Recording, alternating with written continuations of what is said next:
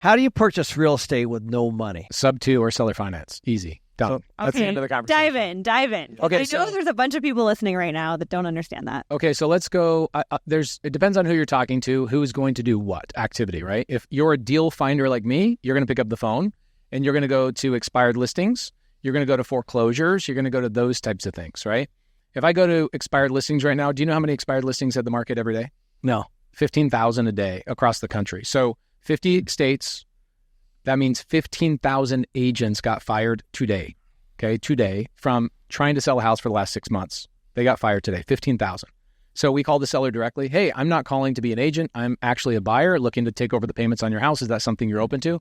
We call, like Arizona, we get 40 per day. In Maricopa County, we get 2 or 3 sellers that say yes. Pretty simple. So I can call the expired listings today, make 40 calls, I'll get 2 contracts. That's just sub 2, taking over payments. If you're not somebody that's good at negotiating and talking to people and storytelling and getting houses under contract, you can go to websites like investorlift.com, and there's sub 2 deals and seller finance deals on investorlift.com right now. Already pre-negotiated, already contracted, open escrow, done. We're done. That's how it's done, folks. That's how it's done. Right now, the tough thing is like people go, well, how can I do that? I'll tell you where you can go for like ranches and dirt apartment complexes that are maybe in like some rural areas. You go to landwatch.com right now. There's 13,000 listings on landwatch.com right now that are all seller finance. A lot of them are $0 down. People are like, take over this thing. Can you explain the difference between seller finance and sub 2? Yeah, seller finance means that the owner that's selling it to you owes nothing on the home. They own it free and clear. Subject to means I'm taking over somebody's existing debt, right? So I tell this story a lot of times. I might even do it at Limitless, where I go out in the audience and I actually buy an iPhone from somebody sub 2, and I buy an iPhone from somebody seller finance. And so I'll ask people, hey, who has an iPhone right now that still has a payment with Verizon or still has a payment with AT&T? You'll get 50 people raise their hand, and then who has their iPhone paid off free and clear? And I'll actually structure different deals based on who has the debt and who doesn't have the debt. Because seller finance, I go to the seller directly, like on this iPhone, I go, how much do you want to sell that iPhone for? Oh, well, I looked on Craigslist and I could sell this thing on Craigslist for $600. Okay, great. Would you sell it to me for $700? I'll give you a higher purchase price and I'll pay you $70 a month for 10 months straight. So I bought it from the seller. He financed me 10 months, $70 a month. If they owe the money to AT&T, I can't negotiate anything. There's already an existing debt. So I just take over the existing payment. So subject 2 is I'm taking over a debt that's already in place, that was already pre-negotiated. I just simply take over the payments. And when you do that, do you have to give them any money for the money they've already paid on it? Like if it depends. Like I've got a deal right now in West Valley, Phoenix, where the seller bought it 2 years ago. A lot of people think that they have equity, right? What is true equity? Equity is not what people think it is. If my house is worth $400 and I owe $380 on the property, how much equity do I have if I sold that on the retail market? None. I have negative $20,000 in equity, because if I sell my house for $400 and I pay an agent, closing costs, appraisals, blah, blah, blah, blah, blah, I'm walking away with maybe $360 to $370 as the seller, but I owe $380. Mm-hmm. So a seller that bought that house 2 years ago, she bought it for $380. She's now selling it for $400. She can't get an offer that does not allow her to pay money out of pocket. Mm-hmm. So I'm coming to that seller and going, hey, I know you put money down. I know you have money tied up in the thing, but you're not an investor. That's where you were raising your kids and all that stuff. How about this? You can't get what you want on the market. I'll just take over the payments with no money out of my pocket. And when I sell the property or refinance, I'll give you $10,000. Mm-hmm. So you can structure it 100 different ways, right? People in multifamily have been doing this they're gangsters. You guys are gangsters. The creative structures that exist in multifamily are so common. It's just that single family sellers, like homeowners, they're not aware of it happening. But multifamily guys, your guys are carrying notes, and you'll go get you'll get a commercial loan and have the seller carry a second. You'll have the seller partner with you. There's all sorts of creative stuff in multifamily, but a single family property, I'd say 70% of the purchases I do, I don't give the seller any money up front. I do, however, if an agent brings the deal to me, I will pay the agent probably half of their commission they would get if they sold on the retail market. So the agent gets paid by me. Nice. That's a good idea. Yeah, it's a good idea. And the agents want to do more deals with me. And right now, think about it. Days on market are really high, right? Days on markets are still climbing. Not rapidly like they were last year, but they are still climbing. They're still high. Expired listings are at an all-time high. Why? Is it because we have a inventory problem?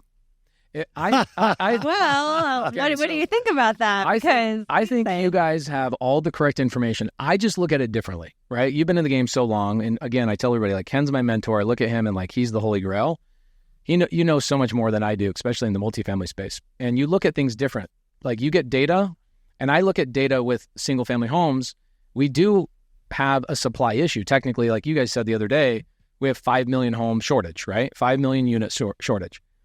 If we really had a supply issue, then why would there ever be an expired listing? Because they're overpriced. There you go. So I don't think we have an inventory problem. I think we have an affordability problem. And you look at the interest rates at 7.5% or 8%, depending on your credit. If I can go to a homeowner, this is what I'm doing right now. I have this matching service that I've been doing with homeowners and buyers. So I go to mortgage loan originators and I go, hey, are you turning down people to get loans? Like, yeah, 60% of my people are getting turned down. Why? Well, they're getting turned down because their job history is 1 year. They haven't been there 2 years. So that sucks. Like, you might have a really good job, but you can't get a loan because you haven't been there 2 years. So I take those types of homeowner or those like home searchers and I pair them up with homeowners that are getting ready to fire their agent. And I go to the agent, I go, before you get fired, let me match these two people together and I'll make sure you get paid your commission and this person can just take over that person's mortgage. So that's where I'm getting paid like $10,000 finder's fees just by matching people. Oh, nice. Yeah. So I'm giving them, instead of them going to the bank, getting approved, going all that stuff, I'm giving the homeowners right now the ability to just take over somebody else's 4%, 3%, 2% interest rate loan that was originated 2.5 years ago. That's why I'm like, we don't really have a supply issue. I just know what to do with the supply. Right. Match it up with people that are not quite qualified. I think if interest rates went down to 5%, we would be in a big problem. Like, nobody would be able to get, there's not enough houses. Mm-hmm. That's what I meant by supply. Right. And that's what I'm saying is like, I agree with you. But on the other end, the people that look at it with creative finance, you go, there's no reason a homeowner can't buy a house right now. I see what you're saying. Because the rates are so high, there's this stockpile of homes that can't sell. Right. It's a fair point. Yeah. You know, it is. If you're in the traditional system, right, you got a problem. Right. And same thing with multifamily too, right? Like, if you go into the multifamily world traditionally right now, I know you've done a ton of seller finance deals and taken over debt. So you get this. But when somebody says, oh, I'm pausing in multifamily right now, I'm like, I'm accelerating because I think that if you go into a seller right now that's trying to retire, I work on different units than you guys. You guys are bigger than us. We're doing like 150 to maybe 180 unit size. We'll go directly to the seller and go, hey, let us structure a retirement plan for you. Just give us seller finance. I'll give you the number you want. Just give me 3%, 4% interest and maybe a 10-year balloon. And you can gobble up multifamily deals right now with very little money down. And our LPs are happy because we're not having to raise a ton of money. We're raising like 10% to go buy we bought a deal in Colorado Springs, $20 million purchase price. I only had to put $2 million down, right? But if I was doing traditional financing right now, it wouldn't even have been a deal at $15 million. Right. Let's talk about why that works, because I think what a lot of people miss is when you start to own something a long time, right?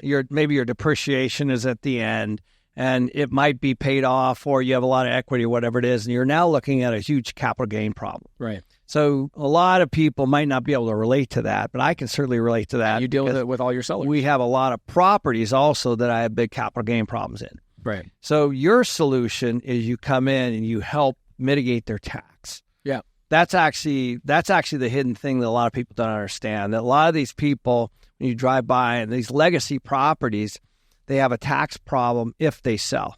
They have a couple. So we have a property down in Tucson. I'll give you guys a good story. So we bought 160 units last year, $19.5 million. The seller built the property 35 years ago. Okay, great. So he's got a massive gain in that property. It's gone up a tremendous amount in value. What did he do? Most mom and pop multifamily investors, not you guys are institution basically. Most mom and pop investors own 1, maybe 2 units at the most. It wasn't their core business, right? So they get to a point where they have 2 units or maybe 1 unit. Their kids have become so freaking spoiled. And they're thinking, oh, my kids are going to inherit my legacy. No, they're not. They do not want to have anything to do with it. They just want you to keep printing the money. So this seller says, oh my gosh, if I sell it to you on seller finance, I can get the number I want. I can mitigate my taxes by, doing seller finance with you. And my kids can't get their grubby hands on my money. That's the third piece that I missed. The third piece. Yeah, that's a really good point. Yeah, because we all know what happens when you hand people money. like especially a big chunk, right? Like if you're going to give your kids money, give it to them like a dividend rather than here's $20 million, right? They're going to blow that. Yeah. But we set fast cards and drug addicts. There you go. You know, so, I mean, we all know the story. If you set up an annuity or like a monthly installment to the kids for the next 20 years, now he's like, even if I die today, I know my kids are taken care of for 20 years and I don't have to worry about them managing the money. And you can do that in a trust even. 100%. Yeah, that's the other thing. It's a great way to, because you're going to do that anyway, or at least you should. Right. You don't want to just dump that on. And so what happens is a lot of times, you know, there's a lot of really wealthy people sitting on a fair amount of equity like that. And you can come in and actually help them. Mm-hmm. And we call it the retirement plan. Yeah. Like we call our acquisition guys will call sellers who have owned a property over 25 years and say, hey, my name is, our main acquisition guy's name's Ryan. Hey, my name's Ryan. Just calling to see if I can help you out with your retirement plan. And it catches them off guard. We go, we actually want to buy your property, get you the number you deserve because you've owned this property for so long, help you avoid or mitigate the taxes as much as possible, and get you some income. Like that's the cool thing is their income is not just like 0% interest. They're charging us 4% interest. Right. Right. They're making money on top of a high purchase price. Right. And then we get in it with terms and we don't have to raise as much money, which is great. And then is your goal sort of at the end of this is if rates go back down lower to be able to refinance out of these projects? The Ken McElroy method. Well, cash out refi. Cash out refi. Tax free, man. Yeah, tax free. So follow the Ken and the Kiyosaki method, which is hold these things for 5 to 10 years depending on interest rates, and then suck the money out and hold them again. Hold them again. Like it's cool. Like your first property, I think you still own it. We do. Yeah, I can't sell that one. It's 182 units. You should never sell that because the story itself is so. $9.2 million. I think I paid for that. What's it worth now? Oh, Jesus, 25. See, this is the thing that it's really hard. Like people that are fixing and flipping or wholesaling. I need a subject to deal. You do. I'll get you. We'll get plenty of them. We got 13 multifamily deals in the pipeline, or seller finance or sub 2 deals. We'd happy to send them over to your acquisition team. I'd love to be like a co-GP with you on something. So when you fix and flip, which we've all done, or you wholesale a deal, you drive by that property 2 years later and you're like, what the freak did I do? I left $300,000 on the table for a $10,000 finder's fee, right? Yeah. Right. So it's the same thing with your property. That property's made you $14, $15, $16 million plus the cash flow. Right. Yeah, we've refinanced at least 3 times on most of the stuff we own. It's the cheek. You're playing Monopoly. Yeah, oh yeah, I love it. You're playing a board game. Yeah, it's an old board game right now. Yeah, but still, that thing still, the pieces still play. And I think that's where a lot of people, they think that this game is hard to get into. The information's there, the people are there, the mentors are there, all of that. And if I'm somebody what would you say is your average audience wants? Do they want a single family home just to like hit a base home run hit? Like, what are they looking for? Yeah, I'd say single family. Like they're, okay. I'd say our average audience has 10 or less single families. Okay. If I want to go get 10 more properties this year, there's 2 things I'm focusing on. Acquisition side is one thing, disposition side is the other. So what acquisition strategy am I going to focus on? If I'm a gamer like me, you're a gamer, I'm a gamer, meaning I'll pick up the phone and get a deal done. Okay. Other people are going to call their agent and go, hey, agent, can you please bring me a deal? And that's okay. But that's a different personality type than me. I will work with agents, but they typically bring the deal to me. I'm a gamer, so I will pick up this phone. I will go to expired listings. I'm going to call expired listings, and I'm going to say, can I take over your payments? 38 of those people are going to say no. Most people would stop at the second no, maybe the first no. I'm going all the way through those 40 leads, and I'll buy those deals subject to. I take a single family home. What's the best exit strategy right now? What's so my acquisition is sub 2, best acquisition strategy right now. Nobody can touch sub 2. It's a waste of time to go to the bank. Waste of time. If anybody's going to the bank right now, you're ludicrous. You're out of your freaking mind. But so I go sub 2, expired listings. That's where I'm focusing. What's the best exit strategy for single family? Is it Airbnb? No. So oversaturated. So long term. And you guys talk about this so well. You guys just did one of the best shows the other day, all about the immigration situation. The migrants coming through. Where are they going to stay? They got to live somewhere. So what are we doing is we're focusing on the co-living model, renting by the room. And so you're taking like a 4-bed, 3-bath house that I bought sub 2 a couple weeks ago. Actually, do you know Graham Stephan? Yeah. So Graham Stephan and I are partnering on a house right now. I bought the house. He's like in disbelief. I was on a show with Graham a year ago, and it got like 500,000 views. One of his viewers, named Darren, goes and just watches my free YouTube, goes and buys 12 sub 2 deals, calls Graham like 100 times, like, you have to believe this guy is like real. And Graham and Jack call me, and Jack says, dude, let's do a deal together. I go, I got one right now in the pipeline. I will bring you in as a 50-50 partner. You don't have to bring anything to the table. I'll walk you through it. So that deal is a 4-bed, 3-bath.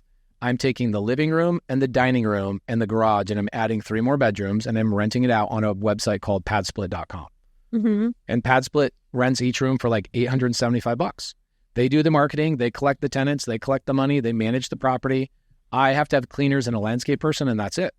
So property that I would normally be able to bring in like $2,300, that property will bring in like $6,400. But I give people a room to rent, $875 a month, utilities included, internet included, cleaning included.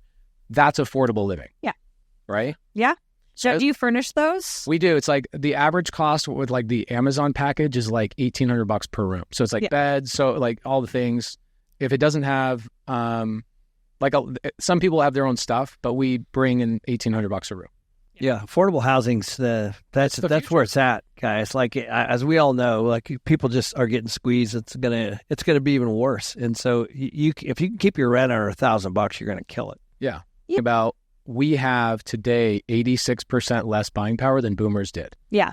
Right. And so people look at boomers. It's a legit concern. Like, yeah, boomers could buy a house for $14 and a freaking penny, you know? Well, and I think some of the Gen Z, they get kind of beat up a little bit on how bad they are with money. And, part of that might be true, but a lot of it is they can't afford to save for things like a house, so they don't. So instead they go on trips and they buy other things because to them it's just so outpaced and it's went up so much that they just can't keep up. I do have an argument on that, though. Not on what you're saying. Yeah. I do have an argument when the new generation is saying, well, it's unfair. Those guys had more buying power than we have today. I always ask them, what would you rather have? Would you rather live in 1970 right, without the internet and without the ability to make so many different amounts of revenue streams, or do you want to live today and figure out how to make more money? I agree. And I agree. And I also, I'm big on like saving and working your butt off and working 2 or 3 jobs to figure it out, because I think that's how you get ahead. But I do kind of feel for them when all the boomers that own houses are like, this shouldn't be so hard. Oh, yeah. When a boomer says it's like, bro, shut up. They could have just went and worked at Goodyear and bought a house. Like, you know what I mean? Like, it was pretty standard. They didn't really have to do anything over the top. Do we think this is a conspiracy, though? Do we think that somebody like BlackRock, these companies are coming in and going, we're going to change the dynamic of this and we're going to basically gobble everything up? No, I don't. Actually, here's what I think happened. I was in 08, 9, 10, 11. I was in the middle of that. And what I mean by that is I was in the game. So when everything hit the fan, people started falling out of single families. And that helped foreclosures. That helped multifamily. Yeah. Period. Because people were leaving. The people were getting foreclosed on in 2008 through 2010. Yep. Towards the bottom of the market, they were leaving their single family homes and moving into they move into rentals of some sort, right? So in my case, I was primarily focused on apartments. So that's actually what cleaned up all the apartment problem, was just the displacement of people. Then what happened was all those units were sitting, call them single family units, were sitting on the bank's balance sheet, and then BlackRock's, hey, like, I'll take this, and they started. So that's when they first, I think, got into the game. Yeah. And they were like, and they just held on to them, and then they sucked at management. They're like, oh, this is harder than I thought. There were people in them. Especially for a single family. Yeah, oh, yeah. And so I was, so all my friends were jumping into that management arena. I'm like, dude, you're out of your mind. Like, why would you do that? But they started to systematize and get better. Yeah. So 10, 11, 12, 14, 13, 14, 15, all the way up, you start to see better systems. Technology coming way better technology. And all of a sudden, that single family, then the build-to-rent market came. Yeah. So all that came from that. And then what happened was those Wall Street firms that helped out the banks realized I just did really well. And so then they strategized and they put together these big funds. Now they're going at it directly. Yeah. So that's the evolution of it. And so it came really organically. I don't think there was any kind of conspiracy other than it was if I own a bank and you have a private equity fund or a big institutional fund, I just go to you and over a beer and go, hey, can you take some of this toxic real estate out of my hands? I think that's how it started. I look at it like your viewer watching this and going, well, how do I get in the game? Well, I just told you. You might not want to hear that, but there are easy ways to get into real estate. The challenging part is people look at the migrants coming in, right? and there's this polarizing opinion. You guys don't have an opinion either way. Like, you're neutral about it, and you look at it like it's just data. There's a wave of people coming in here, and you can either avoid it or you can benefit from it. And so I look at it and go, I'm sorry, but I don't have enough political influence to change what's going on. I just don't. Maybe when I'm like 75 years old, somebody will care about what I have to say, but they don't. And so I look at it and go, I think finding a way to house these people in an affordable way is the wave. That's right. Are you repositioning any of your multifamily assets to do more affordability, or are you buying stuff with that in mind? So I think we kind of started in that arena, years ago. We were buying affordably, doing the value adds at the time. By the way, when I first started, there was no value add. You just bought like per pound, you were getting a good deal. Then value add came later. We've kind of moved our capital into the Class A stuff just because in a lot of ways, it's just less management. Right? And so that's where we evolved. And do you feel like that's an evolution? Yeah. Okay. Because I'm not in Class A. I look at you guys going into Dallas now. Like, you guys are, I think, going up into some Frisco stuff. Yep. And I look at the Class A and I'm like, I'm not buying Class A. I'm buying B or maybe even C plus, and I'm repositioning and doing value add stuff. And I go, man, am I doing this the wrong way? I don't necessarily think you are. There's a really good story for forced equity, right? When you buy something broken, and so it's more of a coupon, like in the Class A, like so you just want to collect the monthly payments. Yeah. Higher credit tenant, more of a coupon, and so we just put a deal in escrow in Vegas for $91 million, and these are small numbers to you. Yeah, $91 million. And it's not even a 9-figure deal? Come on. And it's built in 2020. Wow. Brand new and fairly stabilized. And it's, it cash flows right out of the gate, but we're buying it below replacement costs. Mm. So, that's our play. So it's a coupon, covers the investor nut. And then, it's just a long-term hold coupon. It's like I have a lot of friends that bought like Walgreens and CVS's. And they're just no-brainers. Because they're triple net. Yeah. They're not going to like kill it, but you're maybe getting a 4 to 6 cap, something like that. They're like, good, that works for me. No management. Yeah, right. It's just a ka-ching, ka-ching, ka-ching. So it's not exactly mailbox money completely, but, I feel like it's a different investor avatar, though. Like, I feel like Danille represents, to be honest, I feel like you represent the majority of your audience. She does. Right? Like, you are somebody that's actually going out there. You're trying to accumulate your own rental portfolio. You're doing a great job of it. And you listen to this, you're like, this is not what my audience wants to do. Right. Now, true.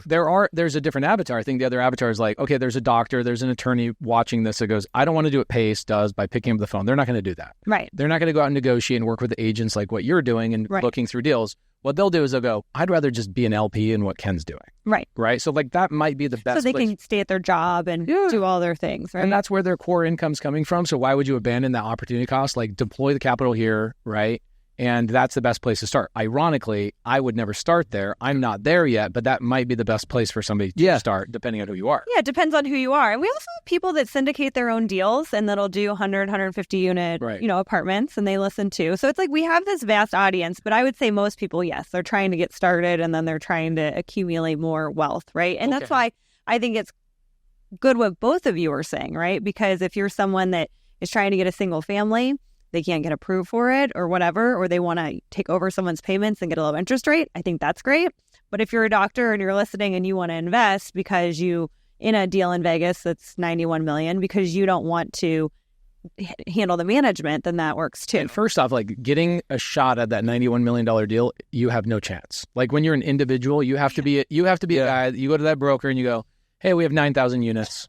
By the way, we've been doing this a couple of times, We have a track history of 20 plus years. That's an easier deal for you to look at versus the guy that's out on his own going, I don't even know whether that's a deal or not. Before we wrap up, what's the number one question you get from everybody? Oh my gosh. For a long time, it was how to get started. And then I made like 32 YouTube videos that are called how to get started. So I think we hammered that. I would say, is this real? I get that question all the time. Like, how is this even possible that everybody's told me that I have to go to the bank and get good credit and put a down payment? Like, is this real? Are you a scammer? Stuff like that. I mean, you've done tons of seller finance deals. It's like people just don't know. They don't, yeah. Where does private money come from? That's a big one. Honestly, like if I spent the whole day with you I would pick your brain about that too. Yeah. I mean, I raise money. I have access to a lot of private capital, but you raise capital at a different level that most people can't even comprehend. But I get that number. That's my number one question. If I go in my DMs, I did this thing the other day. So for a long time, I'd say 2018, 2019, I would use short-term private money lenders to buy, like here's what I would do. I'd buy a sub-2 deal. Seller would want $10,000. Agent would want $10,000, and I have closing costs of like $5,000. I need 25 grand to close that deal, right? I go to a private money lender. That private money lender puts a lien against the property for 25 grand. I then resell it to somebody else. Now they own it and they give me $50,000 down. I get my $25,000 paid back and I take 25 grand away, right? Short-term loans, really, really fast. I have hundreds of those private money lenders. So the other day on Instagram, I go, you know what? I have 132 private money lenders totaling $14 million in accessible cash with real human beings that will do unique, weird deals in second lien position, whatever else. Who wants this list? 4,700 people DM me. Like, it was unbelievable. I'm sitting there DMing everybody back, giving this to me. I'm like, I think everybody is wondering, like, where does money come from? Mm-hmm. And like private money, if you guys did a show on like, where does private money come from and how to structure private money, I think that would kill it. That's a good idea. Mm-hmm. Yeah, we could easily do that. It's funny. What I always tell people, it comes from you. Even Wall Street. Wall Street's after Main Street. Yeah. It always has been, always will be, whether it's insurance, pensions, retirement plans, or whatever. They want, that's why they created the 401k. That's why they created that whole system, because, now it gets gleaned right out of your paycheck, right into Wall Street. And then Wall Street just goes to me. Yeah. That's essentially how it works. Yeah. And then that equity partner that just came in and bought a sliver of your stuff. Exactly. All right. Yeah. The recap. Yeah. The recap money, that $100 million, let's say, comes from that. Right. It comes from Main Street. So golden handcuffs. It's like when employees come to me and they say, do you guys provide benefits? And I'm like, yes, we do. But I wonder if you really want these, because we're going to do you're going to put them in a retirement account and they're going to take it and they're going to make way more money on your retirement account than you ever could. Right. It keeps you poor. Right. It does. You're certainly not financially educated. It keeps you away from debt, right, Danille? It does keep you away from debt. Pace, you're the best, man. Hey, thank you guys. Appreciate it. Fun. I'll see you guys at Limitless. Yes. Absolutely. Thank you.